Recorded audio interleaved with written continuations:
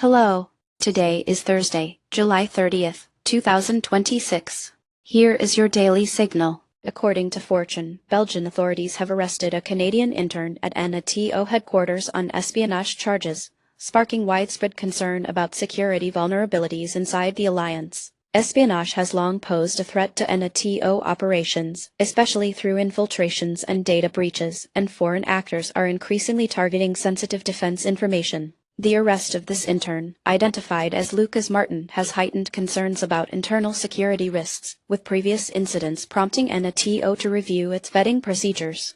Meanwhile, NATO leadership and member states are directly involved in managing operational security, and Canadian agencies like CSIS and RCMP are now investigating the intern's alleged actions. Reuters reported on July 29, 2026, that Martin was arrested in Brussels for allegedly transmitting classified data to unauthorized parties, while the Globe and Mail noted that he accessed secure networks despite existing cybersecurity protocols, a fact that raises serious questions about NATO's current vetting processes. As a consequence, NATO is likely to impose stricter background checks for new recruits and interns in the near term. Member countries, including Canada, may face increased scrutiny and pressure to invest in cybersecurity measures, and allied operations could see delays as security reviews and audits are conducted across NATO institutions. There is also the risk of a diminished trust between member states and partner countries, affecting intelligence sharing going forward. Next, onto the Strait of Hormuz and its implications for global shipping. Fortune reports that the U.S. and Iran are edging toward renewed negotiations over the Strait of Hormuz, bringing hope for eased tensions as regional shipping hits a 3-week low. The Strait of Hormuz remains a critical waterway, responsible for about 20% of the world's oil transit, connecting the Persian Gulf to global markets, and repeated tensions between the U.S. and Iran have historically threatened shipping and economic stability across the region. Negotiations and ceasefire attempts have been underway to reduce the risk of disruption and safeguard energy flows, prompting increased diplomatic and military engagement. Key stakeholders include the U.S. government, Iranian authorities, international shipping companies like Maersk and Mitsui O.S.K. Lines, along with regulatory bodies such as the International Maritime Organization IMO and OPEC. Reuters reported on July 30, 2026, that negotiators from both countries met in Doha to discuss reducing tensions, highlighting increased insurance premiums for oil tankers. Meanwhile, the Wall Street Journal noted that recent ceasefire propositions led to a temporary 4% dip in oil prices, reflecting positive market expectations. If talks succeed, shipping delays may decrease and cargo insurance costs could drop, benefiting global economies with stabilized oil prices and lowered energy market volatility. However, persistent failures in negotiations could lead to increased regional military deployments and threaten long-term supply chain reliability, while successful ceasefire agreements could foster stronger diplomatic engagement and enhance security cooperation. Next, turning to developments in India's software market. TechCrunch highlights how Cursor is making its biggest push yet in India ahead of the SpaceX acquisition, leveraging localized pricing strategies to boost adoption, an approach mirrored by industry giants.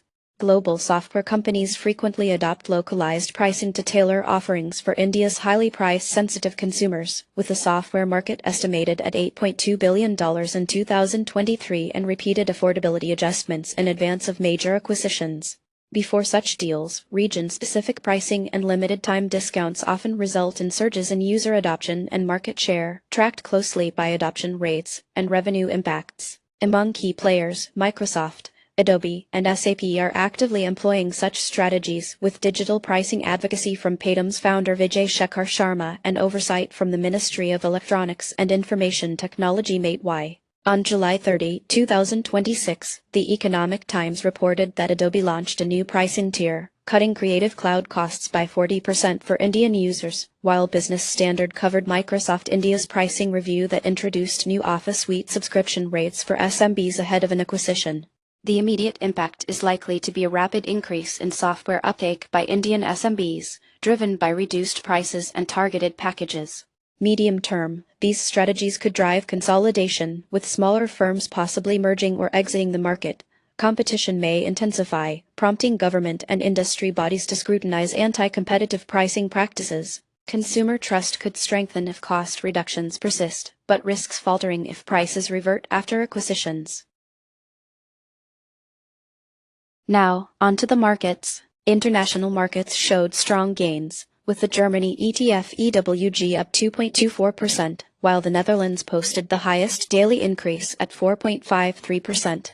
Spain was also a key mover, and Securian, Inc. led the gainers, while Visionary Holdings was among the top losers. Commodities trading was mixed, with U.S. oil USO declining 1.41% even as uranium surged 5.86%. Glucotrack was a notable gainer and Algoma Steel Group fell sharply. Among favorites, Microsoft soared 15.51% and AMD surged 12.99%, but Adobe dropped by 5.89%, with Intel and MU also showing significant daily moves. In sectors, the S&P 500 rose 1.68%, while semiconductors stocks attracted attention with an 8.50% move. Qualcomm was a top loser.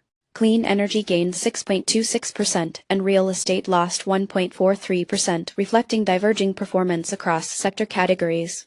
That's it for today. You can find more news and details on our website. Goodbye.